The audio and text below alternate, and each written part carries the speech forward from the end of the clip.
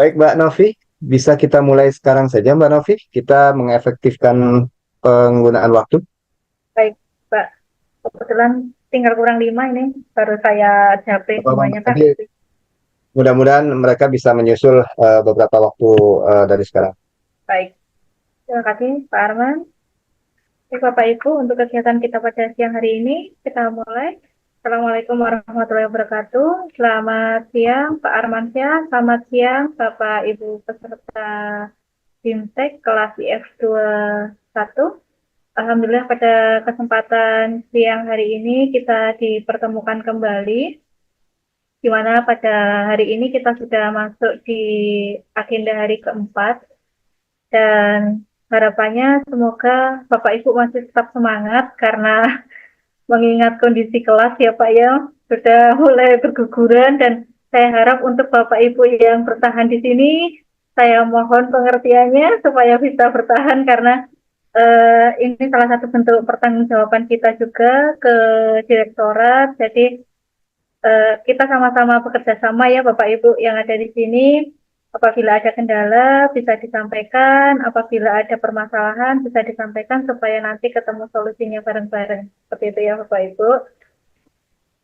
Baik Bapak Ibu, untuk mengawali kegiatan kita pada siang hari ini, supaya kegiatan kita diberikan kelancaran, kemudahan, dan keberkahan, alangkah lebih baiknya kita berdoa terlebih dahulu. Berdoa menurut agama kepercayaan masing-masing, dipersilakan.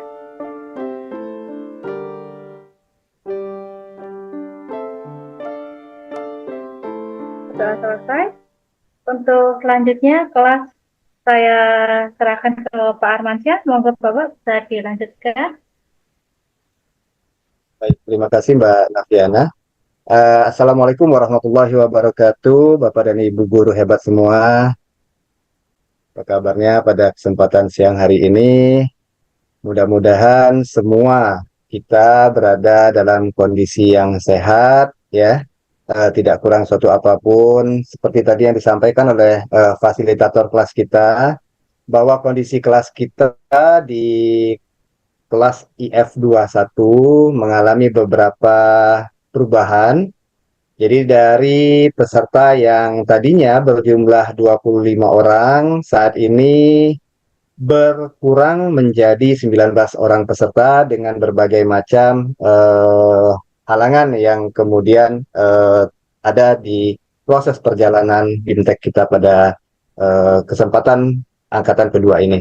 Mudah-mudahan teman-teman yang masih tersisa dari 25 ini tidak berguguran lagi, ya, karena memang seperti yang sudah saya sampaikan dan juga Pak Asep Wahyudin pernah sampaikan, bahwa kegiatan BIMTEK kita merupakan suatu kesempatan yang diinginkan juga oleh rekan-rekan kita yang lain yang pada angkatan pertama dan angkatan kedua tidak berhasil untuk mengikuti seleksinya, gitu ya. Mudah-mudahan semuanya sehat. Baik, saya akan mulai saja agenda kita pada kesempatan siang hari ini. Jadi sebelum kita nanti berkonsultasi terkait dengan tugas untuk modul 2, saya akan memberikan sedikit penguatan terhadap elemen berpikir komputasional atau computational thinking yang terintegrasi dengan analisis data. Jadi, teman-teman sekalian, kemarin kita sudah membahas kaitan antara berpikir komputasional dengan algoritma dan pemrograman, di mana pada capaian pembelajaran yang terbaru yang akan kita sampaikan kepada peserta didik pada tahun 2024, 2024-2025 yang akan kita jelang pada bulan Juli ini, itu mengalami perubahan, di mana yang tadinya ada beberapa elemen yang harus kita sampaikan, saat ini hanya ada 2 elemen, yaitu berpikir komputasional dan literasi digital. Nah, untuk berpikir komputasional sendiri, di dalamnya bergabung berpikir komputasional, algoritma dan pemrograman, serta analisis data. Kita akan bahas dulu hari ini ke penguatan-penguatan terkait dengan analisis data. Nah, sebelum kita masuk ke core daripada pembahasan materi kita, mungkin izin Bapak dan Ibu semua, jika saya boleh sedikit bertanya nih, kita melihat dulu pemahaman kita. ketika kita berbicara tentang analisis data, maka kita pastinya harus terlebih dahulu mengetahui apa yang dimaksud dengan data itu sendiri. Jika misalnya saat ini saya memegang apa ini namanya ini, kelihatan nggak di layar monitor ya? Nah ini, Bapak dan Ibu menyebutnya apa? Apa itu Pak? Pena Pak? Pena. Pena. Nah, Pena Pak? Pena, Pak. Pena. Pena. jika kemudian saya tanya kepada Bapak dan Ibu semua, pena yang ada di tangan saya ini informasi atau data? Data. Informasi Pak? Informasi. Bu Dasmi Informasi. menjawab informasi. Ya, bagaimana dengan Bapak dan Ibu yang lain? Silakan Bapak. Data, Pak. Data. Bu Vina menjawab data, Bu Dasmi menjawab informasi. Ini kita masih menunggu para Arjuna kita nih. Pak Nedi Adam? Data, Pak. Data. Baik. Kenapa Pak Nedi menjawab bahwa pena ini adalah data?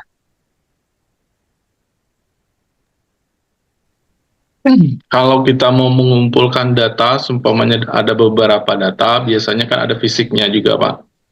Sebetulnya pulpen itu kan fisik. Seumpamanya ada berapa pulpen yang berada di meja, seperti itu. Otomatis kita akan menghitung pulpennya, seperti itu. Berarti itu kan berupa data dia. Baik. Terima kasih Pak Nedi Adam. Untuk, ya Pak Roni, bagaimana Pak Roni? Silakan. Boleh nggak milih bukan data atau bukan informasi, Pak? Bukan data, bukan informasi.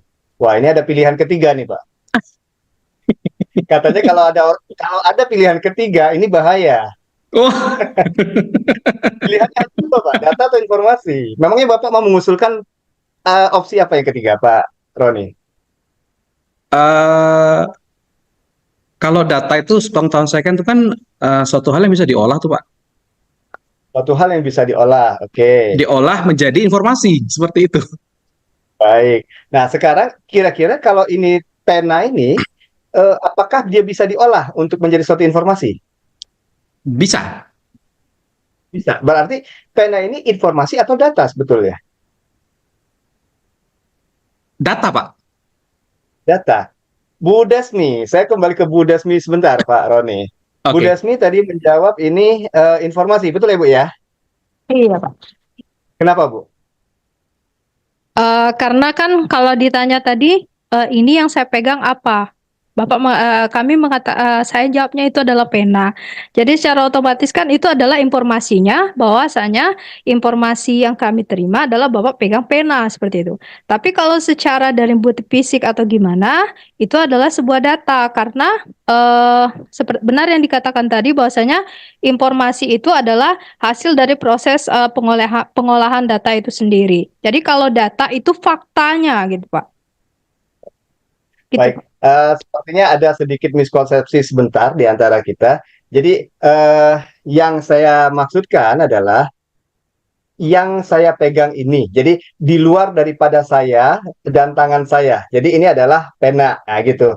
Ketika misalnya pena ini saya jatuhkan begini, kalimatnya jadi seperti apa? Bu Desmi? Iya, penanya terjatuh seperti itu, Pak. Pena terjatuh. Pak Roni, sepakat dengan apa yang disampaikan oleh Bu Desmi? Sepakat, Pak. Berarti tadi pena adalah data. Ketika pena ini jatuh, maka kalimatnya menjadi pena itu jatuh, begitu. Ya, Dia menjadi sudah informasi. mengandung informasi. Baik. Nah, terima kasih Bapak Ibu atas jawabannya terkait dengan pertanyaan pemicu dari yang saya sampaikan. Saya izin untuk ya, Ibu Aini, oh Ibu Maizarti, Iya Pak, maaf. gimana? Maaf Pak. Oh, baik. Saya izin share screen dulu, Bapak Ibu semua.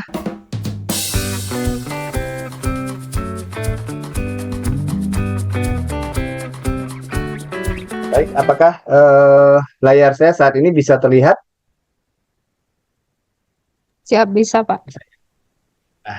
Tadi saya sampaikan bahwa sebelum kita masuk ke pembahasan analisis data, maka hal yang tidak kalah pentingnya adalah kita harus sepakat dulu, satu sepemahaman dulu, yang dimaksud dengan data itu apa. Sehingga nanti ketika kita menyampaikan kepada peserta didik, maka semua sepemahaman yang ada di antara kita dan peserta didik itu sama. Begitu juga kita dengan seluruh guru-guru informatika yang lainnya. Jadi tidak ada perbedaan lagi. Oh, yang mana seperti apa itu data dan apa pula yang dimaksud dengan informasi, gitu ya. Misalnya saya ambil contoh begini. Tadi saya ambil contoh pena. Saya sekarang ambil contoh banjir. Nah, ketika misalnya ada kata-kata banjir, ya, ini data atau informasi menurut Bapak dan Ibu sekalian? Informasi. Informasi. Informasi, Informasi. Pak. Iya. Data, Ada Pak. yang Bu Dewi Maizarti menjawab data. Iya, Pak. Kenapa Bu Dewi? Karena itu kalau berdasarkan kenyataan gambarnya memang sedang terjadi banjir. Tapi Baik. kalau untuk informasi kan belum jelas banjirnya di mana, tempatnya di mana gitu. Mungkin itu pendapat saya, Pak. Baik, terima kasih Bu Dewi. Kita lihat tepat sekali tadi apa yang disampaikan oleh Bu Dewi bahwa ketika kita hanya berbicara tentang banjir, maka ini tidak ada kejelasan statusnya. Kenapa tidak jelas? Karena banjirnya terjadi di mana, kapan terjadinya, terus di mana sumber beritanya, sehingga kita dapat memastikan bahwa memang sedang terjadi suatu musibah banjir, ya, pada saat sedang dibicarakan. Adakah kemudian sebagai penunjang data tersebut, rekaman video atau hal-hal lain yang terkait dengan musibah banjir tersebut, ya? Jadi ketika kita bicara banjir, maka banjir ini masih bias, masih membutuhkan data lainnya, ya Bapak Ibu. Jadi banjir adalah data, sementara ketika kita misalnya melihat kasus di sini, CNN Indonesia memberitakan bahwa telah terjadi banjir di Bengkulu pada tahun 2019. Di sini jelas bahwa ada banjir di Bengkulu. Tahunnya kapan? Tahun 2019. Dari mana kita bisa mengetahui bahwa memang terjadi banjir di Bengkulu pada tahun 2019? Ini ada beritanya dari CNN Indonesia. Ada alamat link address website yang bisa kita akses untuk membaca berita tersebut. Benar ya Bapak Ibu ya? Di Bengkulu pada tahun 2019 kemarin memang terjadi bencana alam banjir seperti ini ya, seperti yang diberitakan ya? Iya, Pak, benar. Ya, baik. Mudah-mudahan banjir yang terjadi di 2019 dan kalau saya tidak keliru juga di tahun 2022 kemarin juga sempat terjadi bencana alam yang serupa. Ya mudah-mudahan dalam kedepannya tidak terjadi lagi bencana-bencana banjir yang besar seperti ini ya Bapak Ibu ya. Karena luar biasa kalau ada musibah bencana alam ini pasti ada korban, pasti banyak hal yang dirugikan ya. Baik, kita lanjutkan kembali. Nah, contoh lain Bapak Ibu dari data. Misalnya nih, kita kan biasa di sekolah itu mengumpulkan biodata siswa. Ada nama, ada alamat, jenis kelamin, tempat dan tanggal lahir, nomor telepon, sekolah, agama, dan kelas siswa tersebut. Nah, yang dimaksud dengan data, ini adalah ketika fakta-fakta ini tidak paut satu sama lain. Jadi tidak terkait satu dengan lain. Jadi nama-nama saja, alamat-alamat saja. Jenis kelamin saja. Makanya di dalam ilmu komputer ada istilahnya database. Database itu artinya tempat berkumpulnya data-data. Ya, di dalam database itu ada data nama, ada data alamat, jenis kelamin dan seterusnya dan sebagainya sesuai dengan kebutuhan database dari kita ataupun instansi di mana kita bekerja misalnya. Ketika misalnya data tadi dirubah menjadi seperti ini, ya, nama siswa Ferdi, jenis kelamin laki-laki, kelas 12, asal sekolah misalnya SMA Negeri Sumatera Selatan. Maka ini jelas, di SMA Negeri Sumatera Selatan ada siswa yang bernama Ferdi, jenis kelaminnya laki-laki dan saat ini dia sedang duduk di kelas 12. Ini informasi, jadi mengandung suatu berita, ya. Sebaliknya ketika misalnya kita melihat di sini ada data SMA Negeri 1 Bengkulu, SMA Negeri 2 Bengkulu, SMA Negeri 1 Bengkulu. ini kita tidak jelas, masih memancing pertanyaan-pertanyaan lebih lanjut. Kenapa dengan SMA Negeri 1 Bengkulu? Ada apa? Terus laki-laki, ya sudah kalau memang laki-laki mau bagaimana? Perempuan, ya kalau ada perempuan kenapa gitu ya? Ini masih membutuhkan begitu banyak penggalian lebih lanjut, pertanyaan-pertanyaan lanjutan. Begitu juga ketika kita bicara ini 12, angka 10, angka 11, angka 10, angka 12, orang bingung. Maksudnya apa? Karena ini masih sifatnya data, ya. Begitupun ketika misalnya kita mengemukakan Ani, Budi, Cica, Doni, Edi, Ferdi, ini masih penuh dengan kebingungan. Ada apa dengan mereka? Siapa mereka? Kok disebutkan di sini? Nah, berbeda kalau misalnya ketika data-data yang ada tadi kita hubungkan satu dengan lain, maka timbullah sebuah informasi. Seperti tadi ada Ferdi, jenis kelamin laki-laki, kelas 12, dan seterusnya. Itu ya Bapak Ibu ya. Jadi hal-hal yang kelihatan sederhana seperti ini sangat penting sekali kita sampaikan juga kepada peserta didik kita, agar mereka tidak bias antara apa yang disebut dengan data dan apa yang disebut informasi. Kan saat ini terjadi banyak pembiasan di media sosial. Misalnya juga kebakaran, orang sudah panik. Kebakaran padahal nggak jelas tuh. Mulai ada yang bawa ember, ada yang bawa macam-macam untuk memadamkan api. Tapi ketika udah keluar, di mana kebakarannya? Oh, di sana di pasar. Oh ya, jauh di pasar ya gitu. Nah, karena tidak jelasnya dan tidak lengkapnya suatu berita, sehingga dia sebenarnya masyarakat kita lebih banyak termakan dengan data-data yang masih mentah, ya. Itulah fenomena-fenomena yang saat ini terjadi di dunia di dunia digital kita sekarang ini. Yang nanti insya Allah pada hari Senin kita akan bahas lebih lanjut pada pembahasan literasi digital, ya teman-teman sekalian. Kemudian yang kita juga terutama bagi teman-teman yang berasal dari Infokom pasti sudah paham sekali bahwa data sesungguhnya terbagi atas beberapa macam tipe datanya. Ada yang string, ada yang date or time, kemudian ada numbers lagi terbagi, ada yang tipenya integer, boolean ya. Kemudian ada lagi pemecahan ini ada beberapa tipe data yang primitif ya dan seterusnya. Nah, yang kemudian penting juga bagi kita adalah pemahaman bahwa data adalah sebuah sajian fakta yang terjadi di lapangan. Sementara informasi adalah gabungan dari beberapa data, sama seperti tadi. Ada nama, ada alamat, ada kelas, ya. Itu kan gabungan dari beberapa data, maka jadilah dia suatu informasi.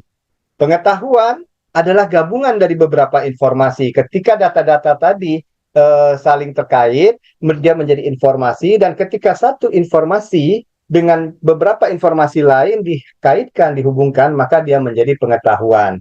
Sementara wawasan adalah gabungan dari beberapa pengetahuan.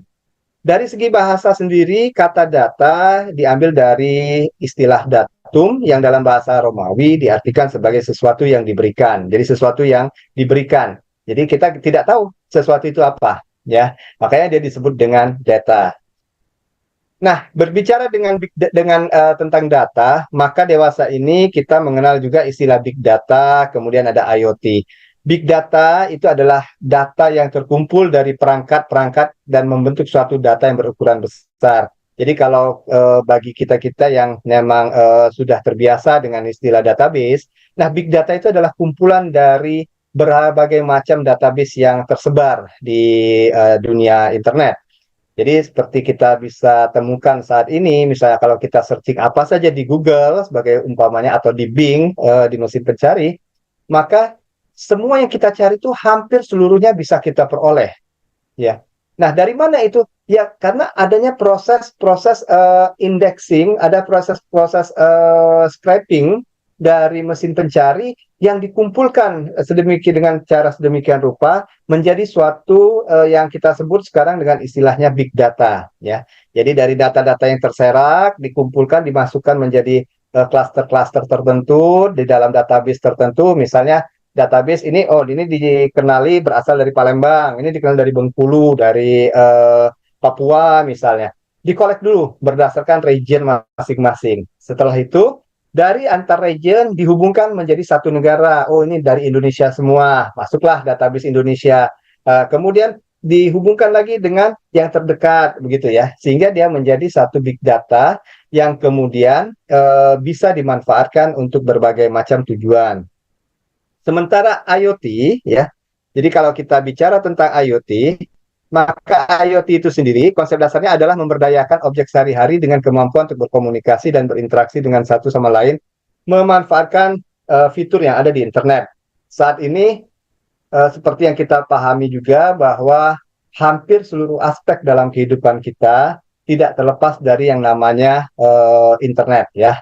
Makanya dia muncullah istilah IoT, Internet of Things. Jadi Internet of Things ini contohnya begini, KTP. Dulu kita hanya mengenal KTP dalam bentuk fisik.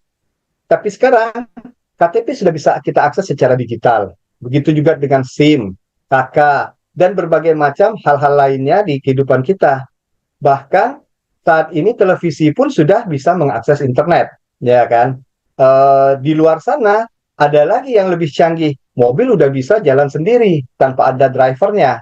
Kenapa? Dikendalikan dengan menggunakan fasilitas internet dengan memanfaatkan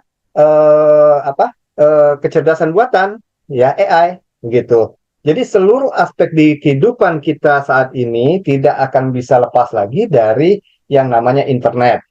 Nah, hanya saja mungkin di Indonesia khususnya, apalagi di daerah-daerah, saya pikir untuk sampai sejauh itu kita masih akan membutuhkan waktu yang cukup panjang. Mengingat fasilitas sarana dan prasarana koneksi internet kita juga harus diakui masih belum terlalu stabil, ya. Kemudian kadang juga masih tergantung dengan listrik. Ketika listrik padam, wah, bahaya kita. Kalau misalnya seperti di China, umpamanya saya lihat beritanya, bagaimana di China itu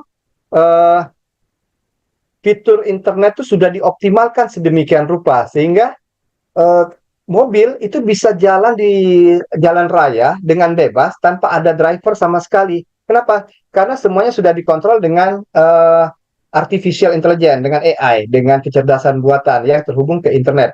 Lah, kalau kita di Bengkulu, di Palembang, atau misalnya di daerah-daerah lain, misalnya di Prabu Muli, atau apalagi kalau di desa-desa, mobil jalan sendiri, begitu internetnya padam, listriknya padam misalnya, koneksi putus, selesai kita, Pak. Nabrak, kita masuk jurang. Kenapa? Karena kondisi geografis di Indonesia juga lebih beragam dibanding dengan misalnya di China, di Amerika, ya. Apalagi di daerah-daerah kita masih banyak jurang-jurang yang curam begitu, masih banyak jalan-jalan yang belum memiliki rambu-rambu yang jelas begitu, atau mungkin tadinya jelas tapi karena bencana alam tertentu menjadi hilang rambu-rambunya. Demikian, ya. Contoh lain daripada data misalnya adalah seperti ini. Ada ID, ada tanggal, pesanan, jumlah. Nah, ini ada ID-nya 123, 124. Biasa kita kalau membuat suatu data itu kita mulai dengan identifikasi dulu pertamanya sebagai pengenal. Kemudian ada tanggal, ada pesanan, jumlah. Nah, ini semua berupa data-data yang kita belum jelas apa maksudnya, ya. Nah, info ya, menjadi suatu, misalnya data kita adalah tentang jus, ada jus jeruk, jus mangga, jus stroberi. Nah, kemudian dengan adanya rekapitulasi, Bapak Ibu, halo, suara saya bisa terdengar? Siap, bisa, Pak. Siap, bisa. Benar, Pak. Karena saya mendapat notifikasi internet saya sedang tidak stabil. Baik, terima kasih Bapak Ibu sekalian. Ketika data-data tadi dikumpulkan dan menjadi dibuat satu rekapitulasi, maka menjadilah dia suatu informasi yang bisa saja bermanfaat bagi kita.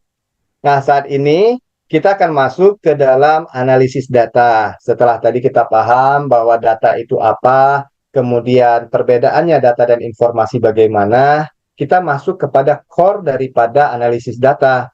Yang dimaksud dengan analisis data adalah proses untuk memeriksa, membersihkan, mengubah, dan membuat permodelan data. Jadi ini tidak terlepas dari berpikir komputasional yang sudah kita pelajari pada kesempatan kemarin. Jadi di computational thinking tersebut kita pahami bahwa ada 4 cornerstone, di mana ada dekomposisi, ada abstraksi, kemudian ada pengenalan pola, dan juga ada algoritma. Nah, analisis data itu merupakan salah satunya penerapan abstraksi. Jadi, ada proses memeriksa dan membersihkan. Abstraksi itu adalah membuang hal-hal yang tidak penting, ya. Nah, abstraksi ini sangat sangat berguna sekali bagi kita di dalam proses penganalisaan suatu data. Bahkan di dalam penerapan di kehidupan sendiri, terkadang kita kan terlalu banyak noise di sekitar kita. Ya, jadi ada orang-orang yang kehadirannya mungkin ya hanya menjadi apa namanya, menjadi toksin buat kita. Nah, mungkin kita perlu menjauh dari mereka. Ini namanya abstraksi, membuang hal-hal yang tidak penting, yang hanya dapat mengganggu fokus kita, yang hanya dapat membuat kita merasa galau, gamang, tidak tentu arah. Ya mungkin itu bisa kita singkirkan, ya, dengan berbagai macam cara kita. Begitupun dalam hal data. Kalau dalam hal data misalnya, yang mana data-data yang tidak berkaitan dengan apa yang menjadi fokus kita, itu kita bisa singkirkan. Ya, kita fokus kepada apa yang poin yang terpenting dari data tersebut. Kemudian ada proses perubahan setelah itu dan kita buat permodelannya. Nah ini poin berpikir komputasional sangat masuk sekali di dalam analisis data. Oleh karena itu maka di dalam capaian pembelajaran informatika fase E yang terbaru, analisis data diintegrasikan dengan berpikir komputasional, gitu ya, Bapak Ibu. Ketika kita bicara data, maka data ada dua macam, ada data primer dan ada data sekunder. Merupakan data yang didapatkan langsung dari sumber. Misal seperti tadi, kita langsung melalui CNN, situsnya CNN misalnya begitu. Atau ketika kita melakukan suatu penelitian, kita langsung melakukan wawancara dengan orang pertama. Jadi sumber kita adalah orang pertama. Data sekunder itu merupakan data yang dikumpulkan dan disusun oleh orang lain. Nah ini biasanya kalau contoh sederhananya adalah kita... Kenapa? Ya Bu Vina? Suara saya putus-putus? Bapak dan Ibu, gimana suara saya? Siap, jelas Pak. Jelas Pak. Jelas Aman. Pak. Jelas ya? Ya Pak. Baik. Tadi sempat saya mendapat notifikasi bahwa koneksi internet saya sedang tidak stabil. Jadi mohon untuk diinformasikan jika misalnya suara saya putus-putus atau video saya tidak berjalan dengan normal. Untuk penelitian sederhana, kita biasanya yang sering terjadi adalah mengutip. Nah ya, jadi data sekunder itu merupakan data kutipan. Misalnya kita mengutip dari pendapat si A tentang suatu kejadian. Berarti kita mendapatkan datanya bukan dari pihak yang pertama. Ya, bukan dari data primer, tapi kita mendapatkan data sekunder. Ya. Selanjutnya, analisis data itu sendiri diperlukan untuk mengolah segala jenis data dari berbagai bidang. Penyalahgunaan data maupun penggunaan data secara keliru, ini nanti akan menjadi bahasan yang sangat relevan sekali dengan elemen literasi digital yang akan kita bahas pada hari Senin nanti, insya Allah ya. Jadi nanti ini hubungannya erat kaitannya dengan modul ketiga nanti ya Bapak Ibu. Tetapi di sini kita akan mencoba membahas dan memperkuat dulu integrasi analisis data dengan berpikir komputasional. Nah, Bapak dan Ibu sekalian, saya izin bahwa bentar.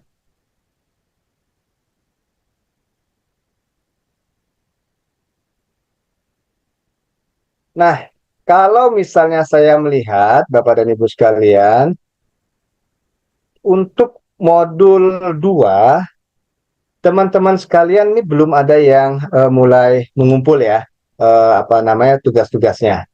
Nah, izin nanti setelah kesempatan hari ini, setelah nanti kita saling berkonsultasi terkait apa yang akan Bapak dan Ibu kerjakan di dalam proyek ini, izin untuk segera melengkapi tugas-tugasnya. Karena sekali lagi, seperti yang saya sampaikan, bahwa keterlambatan Bapak Ibu dalam submitting tugas itu akan mempengaruhi dari scoring yang kita lakukan ya. Baik itu untuk modul 1 bersama Pak Asep, modul 2 dan modul 3 bersama saya, atau nanti modul keempat juga bersama Pak Asep disertai dengan micro teaching pada akhirnya. Jadi ini saya lihat untuk seluruh kolom itu masih kosong, baik itu yang untuk tugas A1 ya tentang permainan, maupun juga untuk modul 2 A2 yang kita ada 3 tugas kemarin ya. Ini tugas proyek berkomputasional semua, pengolahan data sampah, gitu ya Bapak Ibu ya. Baik, mungkin itu saja penguatan-penguatan yang bisa saya sampaikan terkait dengan integrasi berpikir komputasional dengan eh, analisis data. Selebihnya mungkin kita kembalikan kepada forum diskusi kita terkait dengan apa-apa yang akan Bapak Ibu sekalian kerjakan di penugasan modul 2 kita kali ini. Silakan Bapak Ibu, mungkin ada hal-hal tertentu yang mau Bapak Ibu komunikasikan, mungkin misalnya terkait dengan kerjasama kelompok, atau cara submittingnya, atau juga mungkin masih terkait dengan bahasa algo dan kartu algo. Untuk materi sendiri ya Bapak Ibu, materi ini sebenarnya ada di modul yang Bapak Ibu miliki, yang Bapak Ibu dapatkan dari LMS gitu ya. Jadi hanya ada beberapa poin tambahan dari saya selaku narasumber untuk memperjelas dan memperkuat pemahaman teman-teman sekalian di Bintek Informatika Angkatan Kedua ini. Untuk bahasa algo, saya ada mendapat satu chat dari salah satu rekan kita. Oh Pak, saya masih bingung begitu tentang bahasa penyusunan kartu algonya. Nah, jika misalnya masih bingung, itu Bapak dan Ibu bisa melihat di modul 2 ya, itu pada halaman 44. Nah, halaman 44 di sini ada contoh bagaimana cara menyusun kartu algo. Ini ya. Cara menyusun penyusunan kartu algonya di sini dibuatkan secara detail, di mana di situ ada program misalnya hitung nilai akhir, tulis, nah, menghitung nilai akhir mahasiswa ini sebagai headernya, sebagai title-nya. Kemudian ada variabel, variabelnya berarti nama, kemudian NH, ini tipe datanya apa? Teks. Kemudian ada variabel NA, PTS, pas, tipe datanya bill real. Bill real di sini adalah bilangan real gitu ya. Kemudian baca nama artinya apa? Kita akan minta user menginput nama. Begitu nama diinput akan ada proses pembacaan ya. Nah, dan seterusnya. Nah, ini cukup detail Bapak Ibu ya di modulnya. Di gambar 27 ada halaman 44 pada modul berpikir komputasional yang bisa Bapak Ibu lihat di LMS masing-masing. Begitu juga untuk yang lainnya tentang plug dan unplug, penggunaan bahasa algo, serta misalnya contoh-contoh dengan penggunaan sticky note dan kertas planonya. Nah, itu dari saya menjawab salah satu pertanyaan dari rekan kita di WA saya tadi malam. Silakan Bapak Ibu kalau ada hal-hal yang ingin dikomunikasikan pada kesempatan siang hari ini terkait penugasan di modul 2. Bu Desmi, silakan Bu Desmi. Oke, baik Pak. Terima kasih atas kesempatannya. Assalamualaikum warahmatullahi wabarakatuh, Pak.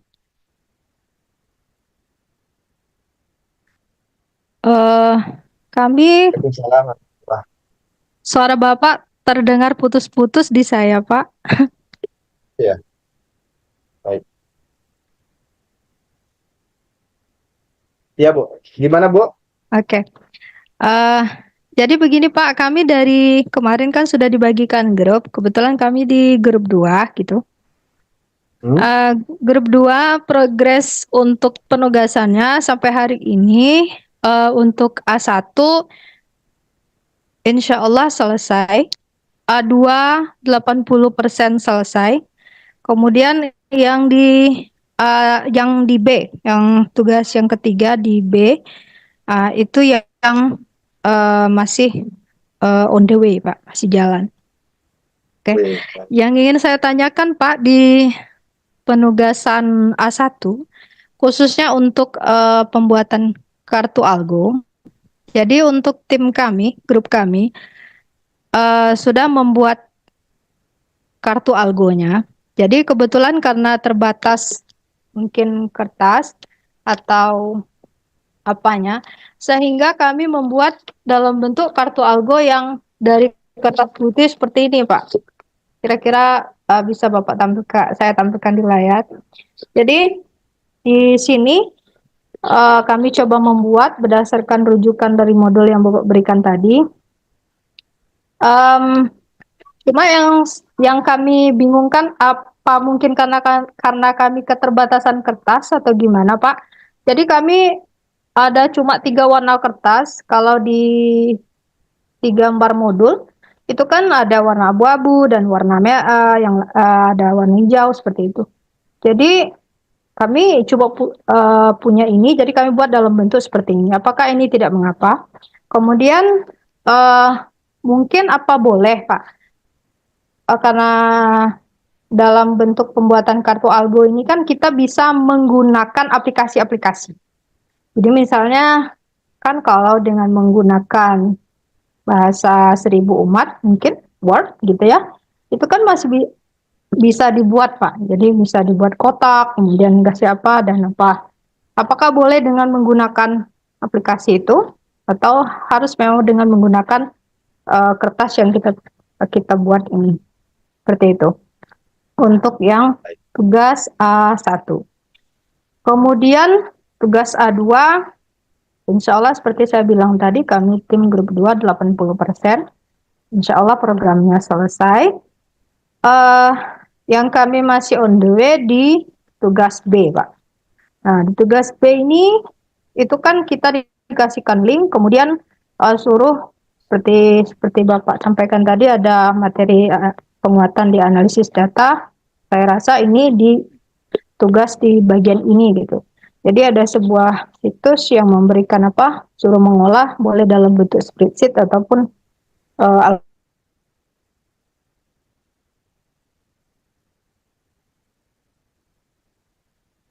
Bu Desmi, suaranya putus.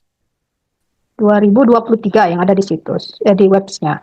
Itu kita ambil dalam 2018, 2019 sampai 2023 atau hanya 2022, kan boleh memilih 2 provinsi yang kita analisis datanya. Seperti itu, Pak. Mungkin pemahaman saya yang salah dengan penugasan ini atau seperti apa, mungkin biar kami tidak salah langkah nantinya, Pak, dalam penyelesaian tugas khususnya di BEN. Demikian, Pak. Terima kasih. Baik, Bu Desmi. Jadi total ada 3 pertanyaan ya, Bu ya. Nah, terkait dengan warna yang digunakan pada penugasan yang pertama, memang seyogyanya kita diharapkan untuk dapat bervariasi. Karena setiap warna itu mewakili dari instruksi-instruksi yang dilakukan pada bahasa algo, yang ada pada bahasa algo itu sendiri. Dengan tujuan ketika misalnya kita melakukan atau mengimplementasikannya di kelas, siswa itu jelas. Nah, itu sebenarnya tujuannya. Dengan adanya perbedaan warna-warna tersebut, siswa menjadi jelas, oh warna yang ini merujuk kepada komen ini, begini. Warna merah misalnya merujuk kepada pembacaan variabel yang diinput oleh user. Demikian, Ibu ya. Tapi dalam penugasan kita, karena sudah ada konfirmasi terlebih dahulu dari Bu Desmi, nanti diberikan catatan saja. Ya, masalahnya ada di mana, sehingga kita bisa nanti pada saat penilaian, kita akan melihat catatan yang Ibu berikan. Oh, keterbatasan warna kertas, begitu. Sehingga kita nanti tidak akan melihat, oh ini kenapa hanya ada 2 warna saja, begitu, di dalam di dalam penugasannya. Demikian Bu Desmi ya, untuk yang pertama. Untuk yang kedua, terkait dengan aplikasi, jadi sebenarnya begini, Bu Desmi dan juga rekan-rekan peserta BIMTEK Informatika Angkatan Kedua dari Provinsi Bengkulu, ide dari pelaksanaan BIMTEK Informatika pada kesempatan 2 angkatan yang sekarang sedang berjalan, adalah memberikan satu pemikiran bagaimana kita mengimplementasikan mata pelajaran informatika tanpa harus selamanya terhubung atau berinteraksi dengan perangkat komputer. Nah, ini sebenarnya ide awal. Kenapa begitu? Karena informatika masuk di dalam kurikulum pembelajaran itu kan baru, ya. Beberapa sekolah ketika K13 revisi itu belum mengimplementasikan pembelajaran informatika. Jadi bisa saja karena keterbatasan sarana dan prasarana di sekolah masing-masing, baik itu misalnya komputernya tidak ada, lab komputernya terbatas, atau pengajar informatikanya belum ada, sehingga mereka belum menyelenggarakan pembelajaran informatika di sekolahnya. Padahal di kurikulum 2013 revisi 2019, K13 revisi 2019 itu sudah muncul kembali pelajaran informatika, ya. Yang kemudian ketika kita masuk dalam kondisi pandemi, mulai muncul kurikulum darurat, istilahnya begitu, yang bagaimana kita mengimplementasikan informatika tanpa harus berada di ruang di ruang komputer secara bersamaan, seperti yang sekarang sedang kita lakukan, ya.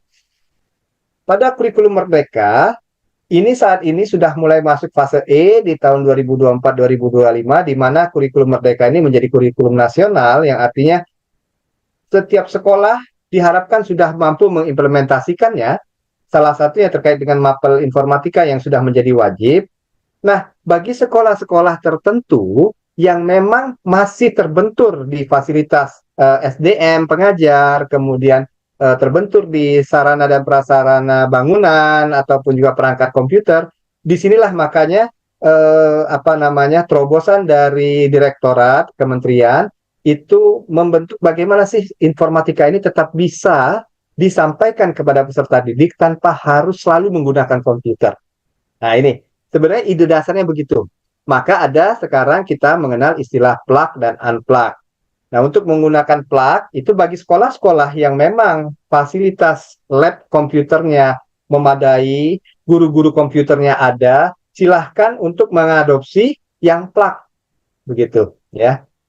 Tetapi bagi yang di luar itu, yang memang memiliki keterbatasan, maka mereka bisa mengajarkan informatika dengan metode unplug yang sekarang kita pelajari dengan mempergunakan bahasa algo, kartu algo. Nah, ini ya Bu ya. Jadi pada BIMTEK kita memang ditekankan bagaimana teman-teman sekalian itu bisa mengimplementasikan unplug. Nah, gitu. Jadi ide dasarnya. Karena kadang-kadang begini Bapak Ibu, saya punya pengalaman. Harusnya jam saya itu 3 jam, itu berada di lab komputer. Tetapi tiba-tiba listrik padam, genset kehabisan solar. Saya harus tetap punya pilihan nih, apakah kelas akan saya bubarkan atau kelas tetap berjalan tetapi tidak di ruang komputer, saya bawa moving class keluar, begitu. Sekarang pertanyaannya, how? Kalau kita bawa keluar kelas, bagaimana menyampaikan kelanjutan pembelajaran kita tadi kepada siswa? Nah, itu pertanyaannya. Nah, dengan adanya metode unplug, maka kita bisa memiliki alternatif karena kita sudah dibekali dengan pemahaman pembelajaran informatika tanpa harus berhadapan langsung dengan komputer. Nah, terkait dengan pemanfaatan aplikasi, kalau memang ibu tidak tidak memiliki atau keterbatasan lah begitu, kertas plano, sticky note dan lain-lain, bisa menggunakan apa saja asal yang sifatnya unplug. Yang tidak boleh menggunakan pakai Word misalnya. Nanti dibuat pakai save begitu ya. Nah, jangan menggunakan, coba kita sekarang ini menekankan fokus tanpa menggunakan perangkat komputer. Jadi silahkan mau menggunakan perangkat apa saja silahkan, tapi tanpa komputer. Kita kembali ke ide dasar pelaksanaan BIMTEK ini untuk fase E. Demikian ya, Bu Desmia yang bisa saya sampaikan. Kemudian terakhir terkait dengan pertanyaan data di pengelolaan bank sampah. Secara ilmiah, data yang valid yang mungkin masih segar untuk kita jadikan rujukan itu adalah data yang 5 tahun terakhir. Ya. Nah, lebih dari 5 tahun biasanya itu sudah mulai tidak up to date lagi untuk menjadi bahan rujukan kita. Nah, tapi kalau misalnya Bu Desmi ingin menggunakan data 2 tahun terakhir, 3 tahun terakhir, itu lebih bagus, begitu. Provinsi yang bisa dijadikan sampel boleh bebas. Apakah itu nanti Ibu mengambil dari sampel Provinsi Bengkulu dengan Provinsi Sumatera Barat misalnya, atau dengan Provinsi Jambi atau Provinsi Sumsel, silahkan. Udah apa? Jadi silakan Bapak Ibu pilih saja provinsinya yang mana, dan datanya kita harapkan 5 tahun yang terakhir. Coba lebih bagus kalau misalnya data itu di bawah 5 tahun, 3 tahun begitu, atau 2 tahun terakhir. Begitu Bu Dasmi yang bisa saya sampaikan pada kesempatan kali ini. Mungkin ada teman-teman lain yang memiliki pertanyaan atau ingin berkonsultasi juga terkait dengan penugasan proyek di modul 2, silakan.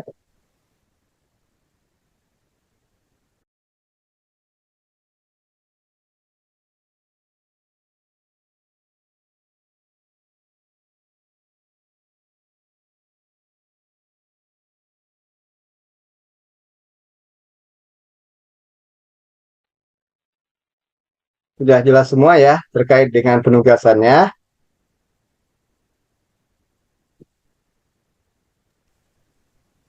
Pak, izin Pak. Ya Bu Dasmi.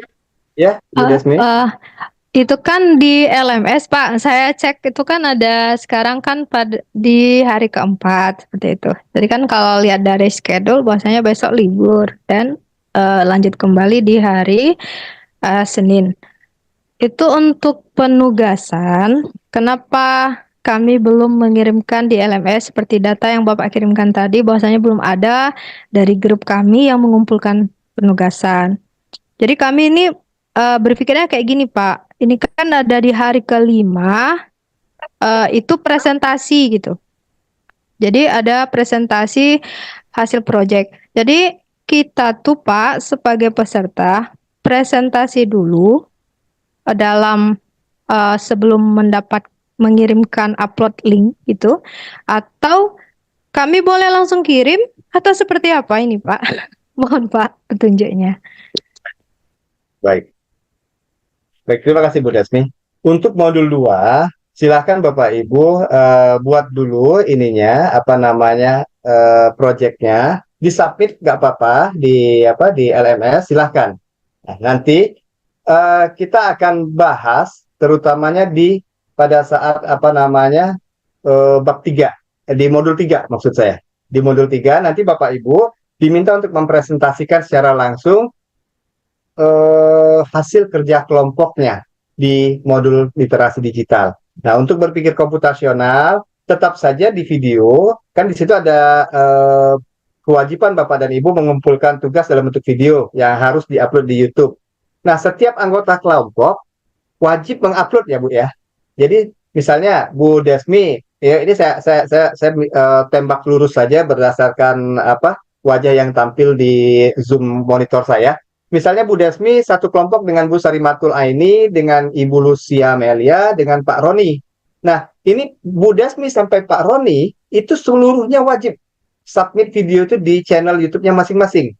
Jadi bukan hanya wah, ini sudah selesai karena kami satu kelompok, cukup satu saja dikumpul. Tidak. Tapi Bu Desmi mengumpul, Bu Aini mengumpul, Bu Lucy mengumpul, dan Pak Roni mengumpul. Jadi masing-masing. Jadi memang sifat kerjanya kolaborasi, tetapi ketika submit itu menjadi tugas mandiri. Oleh karena itu di awal saya sampaikan sangat diharapkan semua peserta yang ada di grup tersebut tidak seluruhnya berpartisipasi. Jadi tidak ada yang mendominasi. Misalnya hanya yang tampil Bu Desmi saja, atau Bu Aini saja, atau Pak Roni. Ya, semuanya harus muncul, harus tampil. Walaupun mungkin yang yang dibahas hanya hal-hal yang sifatnya sederhana, ya, gitu. Itu Bu Desmi.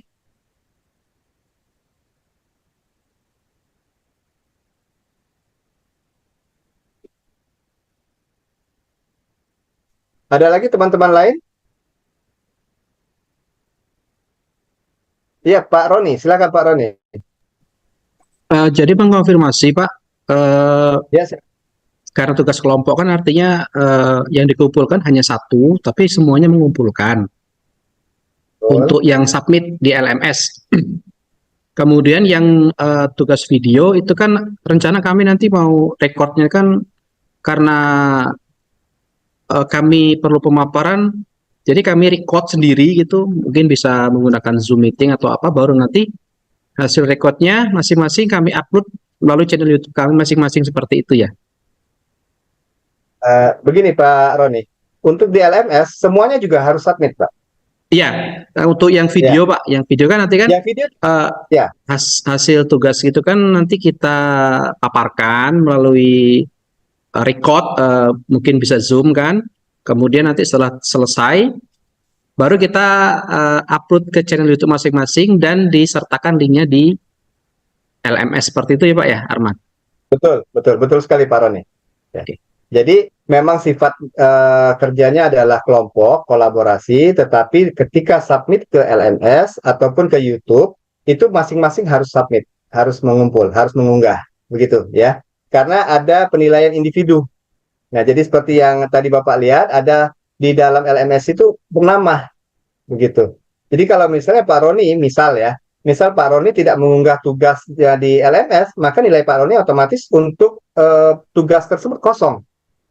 Dan akan mempengaruhi penilaian Pak Roni ke yang lain, begitu kan? Itu kan seperti biasa itu akan ditotal-total berapa, akan ada pembagian rata-ratanya timbul berapa.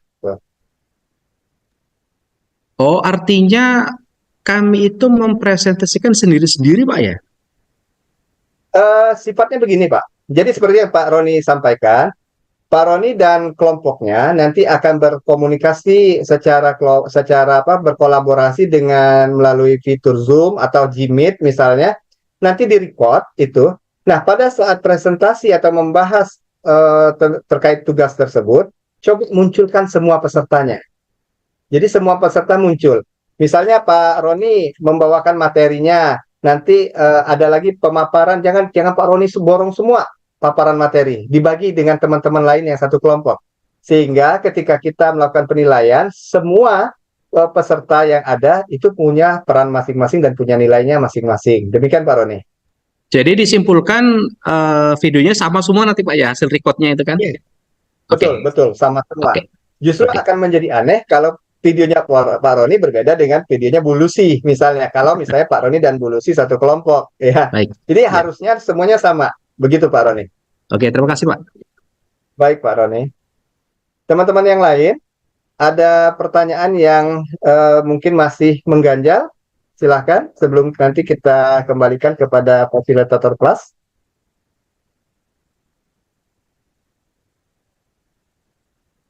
Ibu Lucia, silakan Bu Lucy. Terima kasih Pak atas kesempatannya. Saya mau tanya yang tentang tugas yang B, yang kalau misalnya menggunakan bahasa Python itu Pak, berarti dalam bentuk penugasannya itu harus dalam bentuk scraping data gitu ya Pak? Bentar ya, saya lihat di modulnya dulu.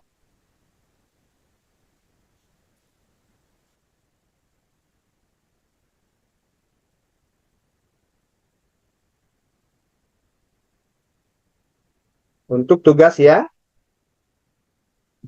Oke Pak, yang B, analisis B. data, ya analisis data. yang Python. Betul. Ibu bisa memilih sebenarnya, baik itu mau menggunakan Python, Pascal, atau bahasa C, silahkan. Idenya begitu.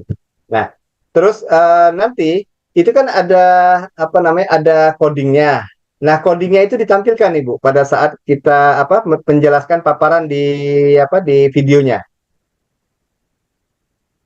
Jadi codingnya kan nanti diterjemahkan ke dalam bentuk bahasa algo, ya kan? Nah, jelas bahasa algo yang dirujuk dari Python dengan bahasa algo yang dirujuk dengan menggunakan Pascal itu kan berbeda, ya kan? Strukturnya kan pasti beda, gitu. Kalau di dalam Python tidak ada begin, misalnya, tapi di Pascal ada begin. Nah, itu contohnya. Terus ada prosedural, ada prosedur, ada fungsi dan lain-lain. Itu ada hal-hal yang membedakan antara masing-masing bahasa pemrograman. Demikian Bu Lucy. Terus yang mau saya tanyakan lagi Pak, waktu kita scrapingnya apa harus di program Python-nya atau boleh misalnya menggunakan Google Colab seperti itu, Pak? Oh, boleh, boleh, boleh, Bu. Jadi Bu Lucy dan kelompoknya boleh menggunakan bahasa Python dan juga di dalam penugasan itu boleh memanfaatkan TIK ya. Nah, bisa menggunakan Excel juga di sana pengolahan datanya. Baik, Pak. Terima kasih. Ya, baik. Makasih Bu Lucy. Ada teman-teman yang lain? Izin tanya Pak, Baik, Vina. sebentar, maaf, Bu Vina, Bu Lucy bisa mohon diturunkan raise hand-nya. Iya, baik, silakan Bu Vina. Menyambung pertanyaan Ibu Lucy tadi, kan di tugas 3 ini kan eh, lembar apa namanya serahan tugasnya bisa berupa lembar kerja berupa spreadsheet. Berarti tidak harus kita pakai aplikasi sendiri gitu Pak ya? Ya, tidak harus. Ya kan? Kalau spreadsheet kan misalnya kita pakai Excel nih Pak. Berarti kita boleh mengolah data itu dengan Excel, nanti yang dikumpulkan Excelnya boleh ya Pak ya? Yang dikumpulkan, ya, pada Tampilannya. saatnya nanti. Ya, betul, betul, betul. Uh-uh. Jadi Ibu bisa membahas terkait dengan pengolahan data di Excel-nya nanti. Di video kan nanti akan muncul. Ya, jadi kan misalnya lembar Excel nih Pak. Jadi kita jelaskan, jadi dengan Excel kita mencari datanya caranya begini, begini, begini. Berarti maksudnya tidak harus kita bikin sebuah program sendiri dengan Python atau dengan Pascal atau dengan lain-lain. Cukup dengan Excel saja karena kita pakai TIK gitu Pak ya. Betul, betul Ibu. Tetapi kan nanti ada salah satu poin di mana Bapak dan Ibu harus membuat apa namanya di bahasa algonya, kan? Ada ya. Nah, itu tetap ditekankan menggunakan pilihan bahasa-bahasa pemrograman yang ada. Ya, di situ ada yang muncul adalah Python, bahasa C dan bahasa Pascal. Tapi kalau misalnya Bapak Ibu punya pilihan bahasa yang lain, ya silahkan saja. Misalnya mau pakai Ruby, gitu sih ya silahkan nggak apa-apa. Itu ya Bu. Kalau yang pakai kartu algo itu bukan tugas A2 saja tuh Pak. Iya, iya, iya, betul. Itu maksudnya. Jadi yang untuk pemanfaatan TIK itu yang seperti yang Ibu sampaikan. Tapi untuk yang tugas yang lain itu ya di mana ada persyaratan untuk membuat dalam bentuk algo. Jadi yang penting untuk disimak itu adalah istilah yang ada di dalam LMS dan atau. Nah, kalau dia menggunakan dan berarti Bapak Ibu harus membuat keseluruhan. Tapi ketika ada atau, maka itu pilihan. Ya, silakan saja ketika Bapak Ibu menemukan kata-kata atau, berarti ada pilihan yang membebaskan Bapak dan Ibu untuk melakukan sesuai dengan apa yang kecenderungannya masing-masing. Sedikit lagi Pak ya tanya. Tadi kan di ini kan yang tugas yang B ini yang Pak, yang modul 2B. Di alat dan bahan kan sudah aplikasi pengolah kerja, spreadsheet atau bahasa pemrograman. Berarti kan boleh nih Pak, salah satu namanya atau ya Pak. Dan diserahkan tugasnya juga di bagian nomor 3 itu yang diserahkan adalah lembar kerja bentuk spreadsheet berisi data dan pengolahan datanya atau program dengan bahasa yang dipilih. Jadi serahannya itu kan 3 poin serahan itu pembagian tugas, penjelasan tentang penyelesaian, dan lembar kerjanya gitu. Jadi algonya tetap dibuat dulu gitu Pak, walaupun kita terapkan di spreadsheet. Ya, betul. Algonya tetap dibuat. Tetap dibuat. Oh iya. Makasih Bapak. Ya, oke, baik. Bapak Ibu dan yang lain? Pak Haris, Pak Anggo, Pak Idris, atau Pak Danrian? Aman ya? Aman Pak, insya Allah cukup Pak. Alhamdulillah. Baik, bila tidak ada lagi hal-hal yang mungkin akan dikonsultasikan, akan dikomunikasikan terkait dengan penugasan pada LMS-nya, kita kembalikan lagi waktu dan ruang kepada Mbak Novi selaku fasilitator kelas kita pada BIMTEK angkatan kedua saat ini. Silakan Mbak Novi. Baik, terima kasih Pak Arman. Dan terima kasih Bapak Ibu untuk pembelajaran kita pada siang hari ini. Meskipun ini jam-jam kritis untuk ngantuk ya Bapak Ibu ya. Jam kritis. Dan mungkin karena besok hari Minggu ya Bapak Ibu, jadi kita libur, kita tidak ada pembelajaran, kita akan ketemu lagi di hari Senin Jadi nanti untuk kegiatan hari Senin, untuk jamnya dan pelaksanaannya nanti akan saya sampaikan di WA Group seperti biasa. Jadi bisa dipantau di WA Group gitu, Bapak Ibu. Dan untuk tugas, silakan Bapak Ibu yang belum menyelesaikan bisa segera diselesaikan. Nanti apabila ada kendala, soalnya ada beberapa yang kemarin itu tertinggal. Jadi ada kuis modul 1 yang belum terisi, jadi menurut selanjutnya belum bisa Pak. Jadi saya kasih kesempatan Pak, yang penting beliau masih tetap bersedia ikut di kelas. Jadi saya kasih kesempatan untuk bisa dikerjakan. Jadi untuk Bapak Ibu yang semisal ada kendala menu sebelumnya masih terkunci, nanti bisa japri ke saya atau bisa disampaikan di grup, nggak apa-apa. Nanti saya bantukan untuk saya buka akses. Yang penting Bapak Ibu bisa segera menyelesaikan untuk tugas-tugasnya seperti itu, Bapak Ibu. Karena memang kalau dari LMS juga terikot untuk kapan Bapak Ibu submit dan lain sebagainya. Jadi nanti untuk Bapak narasumber bisa menilai untuk keaktifan Bapak Ibu di kelas. Baik, apabila sudah cukup untuk kelas pada siang hari ini saya akhiri. Terima kasih Pak Arman, terima kasih Bapak Ibu peserta.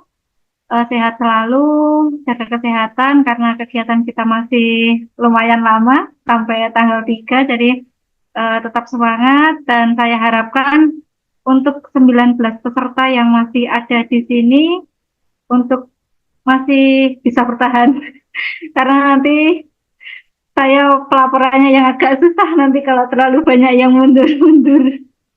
Jadi nanti apapun masalahnya nanti bisa dikomunikasikan dengan narasumber ataupun bisa dikomunikasikan dengan saya. Seperti itu ya Bapak Ibu. Terima kasih, sampai berjumpa kembali di hari Senin dan selamat melanjutkan aktivitas selanjutnya. Saya akhiri, wassalamualaikum warahmatullahi wabarakatuh. Waalaikumsalam warahmatullahi wabarakatuh. Warahmatullahi wabarakatuh.